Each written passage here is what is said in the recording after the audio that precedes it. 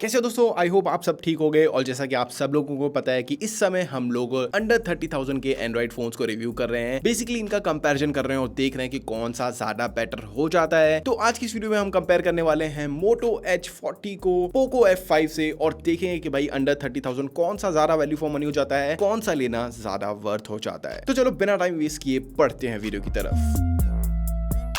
सबसे पहले दोनों की प्राइस की बात करूं तो दोनों लगभग सेम ही प्राइस में मिलते हैं, 30,000 की रेंज में मिल जाएंगे। दोनों में ही आपको 8/256 का वेरिएंट मिल जाएगा। दोनों में UFS 3.1 की स्टोरेज, लेकिन यहाँ पे रैम का फर्क मिलता है। Moto Edge में आपको मिलती है LPDDR4X और वहीं यहाँ पे मिलेगी LPDDR5। चलो अब सबसे पहले बात कर लेते हैं इनके डिजाइन एंड बिल्ड की। Moto H40 6.24 inches tall, 2.83 inches width और 171 ग्राम के वेट के साथ आता है। वहीं Poco F5 6.34 inches height, 2.95 inches width और 181 ग्राम के वेट के साथ आता है। अब यहाँ पे दोनों फोन्स को आप हाथ में उठाते हो तो ये बिल्कुल अलग अलग वाइब देते हैं, बिल्कुल अलग अलग फोन हो जाते हैं ये दोनों। Moto H40 के बैक की बात करूं तो यहाँ पे आपको मैट प्लास्टिक देखने को मिल जाता है। वहीं Poco F5 में आपको पॉलीकार्बोनेट प्लास्टिक देखने को मिलता है विद ऐसा आईसी टेक्सचर जो कि काफी यूनिक लुक देता है। Moto H में आपको पीछे की तरफ पे कैमरा मॉड्यूल देखने को मिलता है जिसमें 2 लेंसेज मिलते हैं, 2 फ्लैश। वहीं यहाँ पे आपको कोई भी कैमरा मॉड्यूल नहीं मिल रहा है, लेकिन यहाँ पे आपको 3 लेंसेज मिल रहे हैं विद 1 फ्लैश। Poco F5 पीछे की तरफ पे हल्का सा ग्लॉसी है जो कि हल्का फुल्का स्लिप भी हो सकता है, लेकिन ये मैट टेक्सचर के साथ है और ये थोड़ा सा ज्यादा स्लिपरी फील होता है। अब इनके डिजाइन में एक मेजर चेंज मिलता है जो कि है इनकी फ्लैट एजेस। Poco F5 में आपको चारों तरफ पे फ्लैट एजेस मिलती हैं, वहीं Moto H40 में आपको कुछ इस तरीके की पॉइंटेड एजेस मिलती हैं और ऊपर और नीचे आपको फ्लैट मिलती है। दोनों की राइट साइड पे आपको वॉल्यूम बटन और लॉक स्क्रीन बटन मिल जाता है। दोनों के लेफ्ट साइड पे आपको कुछ भी देखने को नहीं मिलता। नीचे की साइड पे speakers, mic, type C port और यहाँ पे सिम डालने का ऑप्शन मिल जाता है। और ऊपर की तरफ पे आपको Moto H40 में Dolby Atmos की ब्रांडिंग मिल जाती है। वहीं Poco F5 में आपको स्पीकर के साथ साथ 3.5mm हेडफोन जैक मिल जाता है। अब यहाँ पे इनके फ्रंट की बात करूं तो यहाँ पे दोनों में ही आपको एक पंच होल कैमरा मिल जाता है। साथ ही डिजाइन की बात करूं तो यहाँ पे आपको फ्लैट एजेस मिलती है, यानी कि आपको एक फ्लैट डिस्प्ले मिल रहा है। वहीं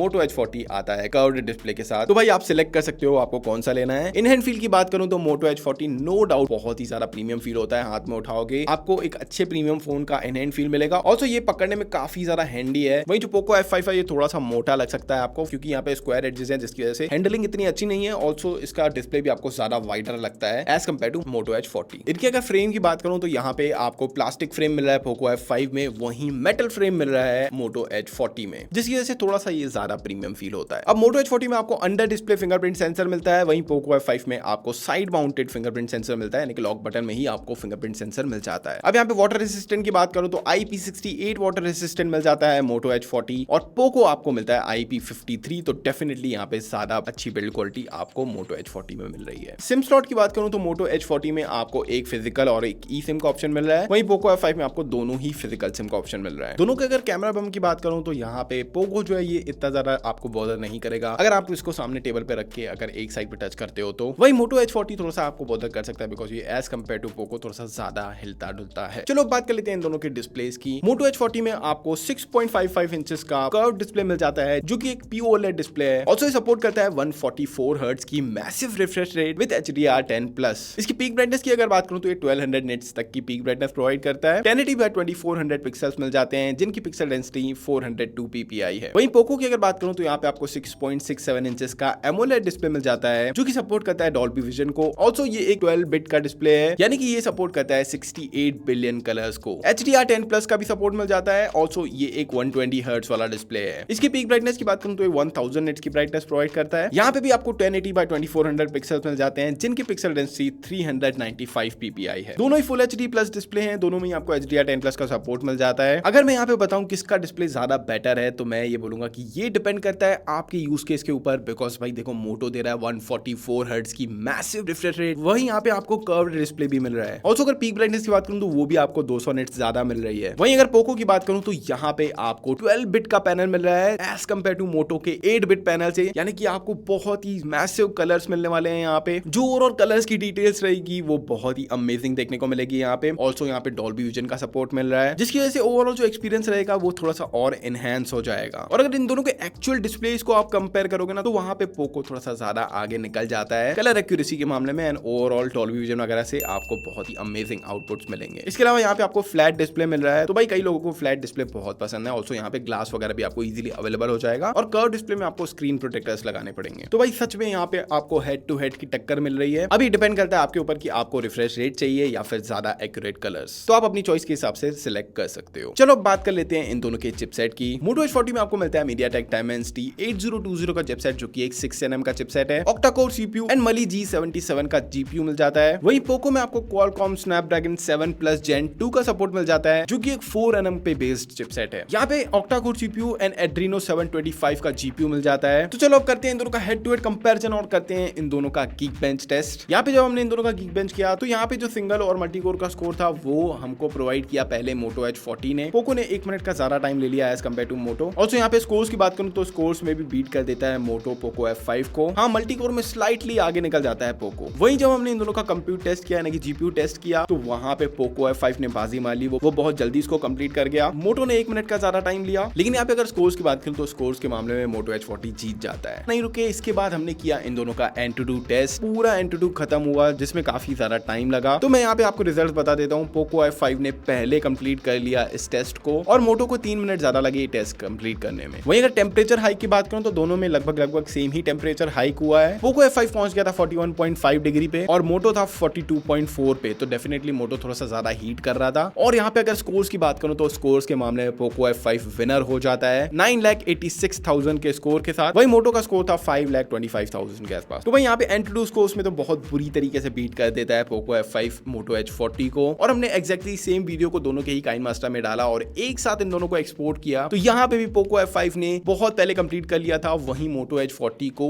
1 मिनट 5 सेकंड ज्यादा लग गए इस टेस्ट को कंप्लीट करने में। तो डेफिनेटली हमारा विनर हो जाता है पोको F5। और यहाँ पे अगर मैं सॉफ्टवेयर एक्सपीरियंस की बात करूं, ओवरऑल फोन यूसेज करने की बात करूं तो भाई मोटो H40 मुझे कई जगहों पे थोड़ा बहुत हैंग होता नजर आया। जब भी आप इसको ओपन करते हो, रीस्टार्ट करते हो, तब भी थोड़ा बहुत ये मेरे एक्सपीरियंस में थोड़ा बहुत प्रॉब्लम कर रहा था। ऑल्सो कई बार तो ऐसा होता है कि यूट्यूब में आप अगर 4K 60 FPS की वीडियोस रन कर रहे हो तो भाई वो वर्क ही नहीं करती। हमारे साथ ऐसा एक बार हुआ, इसलिए हमने फिर उसको रीस्टार्ट किया। रीस्टार्ट करने के बाद हालांकि ये वाली प्रॉब्लम जो सॉल्व हो चुकी थी, फिर भी अभी भी जब भी मैं इस फोन को देखता हूं तो ये थोड़ा बहुत मुझे कहीं ना कहीं ऐसा हैंग करता हुआ दिखता है। वहीं अगर पोको F5 की बात करूं तो वो थोड़ा सा ज्यादा स्मूथर एक्सपीरियंस प्रोवाइड करता है। Overall day to day life में आप इस चीज को फेस कर सकते हो। मोटो H40 जबकि अभी इसमें कोई ऐसा खास डेटा भी नहीं रखा हुआ, उसके बाद भी ये थोड़ा बहुत हैंग कर रहा है, तो मैं समझ रहा हूँ कि थोड़ा बहुत इसमें हैंगिंग का इशू आ सकता है। इन शॉर्ट पोको F5 थोड़ा सा ज्यादा स्मूथ हो जाता है as compare to motto H40। चलो बात कर लेते हैं दोनों में ही गेमिंग की। तो भाई देखो, सबसे पहले सेटिंग्स के बारे में बता देता हूँ। मोटो H40 की मैक्सिमम सेटिंग्स जाती है वेरी हाई मैक्स में। वहीं Poco F5 very high max में तो खेल ही सकता है, लेकिन यहाँ पे आपको लो अल्ट्रा का भी ऑप्शन मिल जाता है, जो कि एक अनदर एक्स्ट्रा सेटिंग हो जाती है जो कि आपको इस वाले फोन में मिलती है। और ओवरऑल अगर गेमिंग एक्सपीरियंस बताऊं तो वो भी मुझे स्लाइटली बेटर लगा पोको F5 का। बाकी मैं बोलूंगा मोटो H40 कहीं से भी ऐसा कम नहीं है, लेकिन दोनों की जो गेमिंग एक्सपीरियंस है वो लगभग सेम लगा मुझे। लेकिन क्योंकि मोटो H40 में आपको कर्व डिस्प्ले मिलता है, जिसकी वजह से थोड़ा बहुत वो प्रॉब्लम कर सकता है गेमिंग खेलते वक्त। ऑल्सो क्योंकि ये थोड़ा सा कम वाइडर है, यहाँ पे आपको बहुत ही कम वाइड एरिया मिलता है। वहीं गेमिंग के मामले में ये इसका एक एडवांटेज हो जाता है क्योंकि ये थोड़ा सा ज्यादा चौड़ा भी है। ऑल्सो ये फ्लैट डिस्प्ले के साथ आता है, जिसकी वजह से इसमें गेमिंग करना बहुत ही ईजी पड़ जाता है। तो यहाँ पे गेमिंग के मामले में डेफिनेटली पोको F5 विनर हो जाता है as compare to motto H40। दोनों के सॉफ्टवेयर की बात करूं तो दोनों में आपको Android 13 का सपोर्ट मिल जाता है। पोको में आपको MIUI मिल जाता है। दोनों में 2 years of Android update and 3 years of security updates मिल जाते हैं। मोटो में आपको कोई भी ब्लोटवेयर वगैरह नहीं मिलने वाले, लेकिन यहाँ पे आपको 2-3 एप्लीकेशंस मिलेंगे जो कि आपको रिमूव करने पड़ेंगे। इसके अलावा लेकिन एक और चीज जो कि काफी ज्यादा कंसर्निंग है वो है पोको F5 का मदरबोर्ड इशू। कई लोग रिपोर्ट कर रहे हैं कि पोको F5 में उनका जो मदरबोर्ड है ये डैमेज हो जा रहा है, जिसकी वजह से या तो फिर कैमरा या तो फिर आपका डिस्प्ले ये डैमेज हो जा रहा है। तो कुल मिला के मदरबोर्ड डेड का इशू आ रहा है इस वाले फोन के अंदर, लेकिन इसका एक सॉल्यूशन दिया है कंपनी ने कि इन्होंने 1 साल के लिए वारंटी जो है ये इसकी और बढ़ा दी है। ऑल्सो अगर आपको मदरबोर्ड इशू आता है तो ये वो उसको फ्री में रिकवर करके देंगे, यानी कि फ्री में वो आपको दूसरा फोन देंगे। तो ये काफी अच्छी चीज हो जाती है कि मदरबोर्ड वो फ्री में आपको रिपेयर करके दे रहे हैं। इसके अलावा दोनों में आपको प्रॉपर 5G बैंड्स मिल जाते हैं, दोनों में Wi-Fi 6 मिल जाता है, तो ये कोई दिक्कत वाली बात नहीं है। चलो बात कर लेते हैं इन दोनों की बैटरीज की। यहाँ पे मोटो H40 में आपको 4400 mAh की बैटरी मिलती है, 68 वॉट की वायर्ड चार्जिंग मिल जाती है, जो कि आपके फोन को 45 मिनट में 100% के आसपास चार्ज कर देगी। बैटरी बैकअप की बात करूं तो 1 दिन के आसपास आराम से बैटरी बैकअप दे देगा, और अगर इंटेंस यूज करते हो तो अराउंड 5 घंटे के आसपास ये इंटेंस यूज आपको प्रोवाइड करके दे देगा। वहीं अगर बात करूं पोको F5 की तो यहाँ पे आपको 5000 mAh की बैटरी मिल रही है और 67 वॉट की चार्जिंग मिल रही है, जो कि ये भी आपको 45 मिनट में फुल चार्ज कर देगी आपके फोन को। ये नॉर्मल यूसेज में 1 से 1.5 दिन तक आराम से काम करता है, और अगर हैवी यूसेज की बात करूं तो 6 से 6.5 घंटे के आसपास ये आराम से बैटरी बैकअप प्रोवाइड कर सकता है। डिपेंड करता है कि आप क्या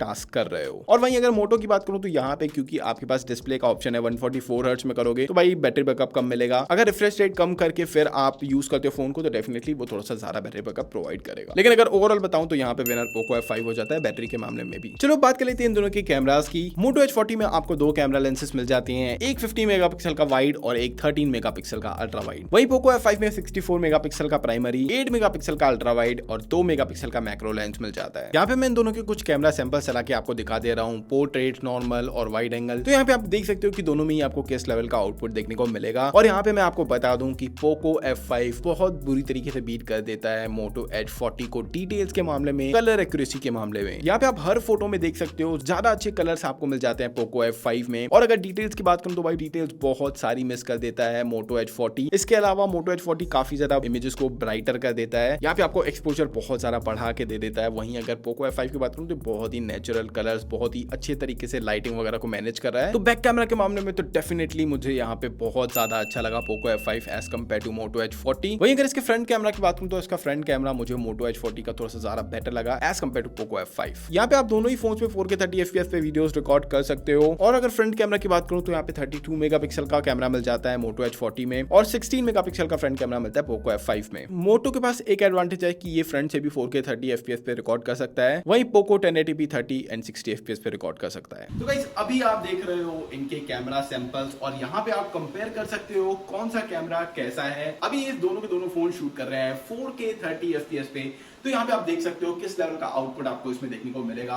यहाँ पे अगर वीडियो कंपैरिजन करो तो वहां पे भी मुझे ज्यादा बेटर पोको F5 लगा। मोटो एज 40 कलर्स को थोड़ा सा एनहांस कर देता है और थोड़ा सा मुझे कम जमा। अब यहाँ पे अगर हैप्टिक्स की बात करूं तो वो आपको ज्यादा बेटर मिलेंगे मोटो एज 40 में। चलो बात कर लेते हैं कंक्लूजन की कि भाई आपको इन दोनों में से कौन सा फोन खरीदना चाहिए। तो देखो भाई, अगर आप गेमिंग के लिए सोच रहे हो, अगर आपका प्राइमरी मोटिव जो है वो गेमिंग करना है, तो आपको पोको F5 की तरफ जाना चाहिए क्योंकि वहां पे आपको ज्यादा बेटर परफॉर्मेंस मिल रही है और ज्यादा अच्छी बैटरी बैकअप भी मिल रहा है। तो डेफिनेटली आपको पोको F5 की तरफ जाना चाहिए, उधर आपको गेमिंग सेटिंग्स भी थोड़ी सी ज्यादा मिल रही हैं। ऑल्सो अगर आप कैमरा के लिए सोच रहे हो तो वहां पे भी मेरे हिसाब से पोको F5 ज्यादा बेटर हो जाता है। लेकिन अगर आपका कोई ऐसा हैवी यूसेज नहीं है तो मैं बोलूंगा फिर आपको मोटो एज 40 की तरफ जाना चाहिए क्योंकि यहाँ पे आपको कर्व्ड डिस्प्ले मिल रहा है और क्योंकि आपका हैवी यूसेज नहीं है तो आपको ऐसा बहुत सारा बैटरी की भी जरूरत नहीं है। एक दिन आराम से यूज कर सकते हो आप मोटो एज 40 को। ऑल्सो क्योंकि इसमें कोई भी मदरबोर्ड वाला इशू नहीं है तो ये थोड़ा सा ज्यादा प्रेफर करना चाहिए आपको मेरे हिसाब से, क्योंकि भाई कल को अगर उसमें मदरबोर्ड का इशू आया तो आपको थोड़ी सी इनकन्वीनियंस हो सकती है। इसके अलावा कर्व डिस्प्ले मिल रहा है तो वो एक अदर एडवांटेज हो जाता है इस वाले फोन का। ऑल्सो यहाँ पे आपको ज्यादा प्रीमियम फील भी यही वाला फोन देने वाला है। तो भाई देखो, अगर हैवी यूजर हो तो पोको F5 की तरफ चले जाओ। अगर आपको नॉर्मल यूज करना है, कोई भी हैवी गेमिंग नहीं करनी है, तो फिर मैं बोलूंगा मोटो एज 40 की तरफ जाओ। इसके अलावा अगर अभी तक मेरा चैनल सब्सक्राइब नहीं किया है तो सबसे पहले जाके सब्सक्राइब कर लेना और बेल आइकन दबा देना ताकि मेरे नेक्स्ट वीडियोस की नोटिफिकेशन आप तक सबसे पहले पहुंचे। तो यही था आज का हमारा वीडियो। आई होप ये वीडियो पसंद आया होगा। पसंद आया तो प्लीज दैट लाइक बटन, नीचे कमेंट कर देना नेक्स्ट वीडियो कौन से टॉपिक पे चाहिए। मैं मिलता हूं नेक्स्ट वीडियो में, तब तक के लिए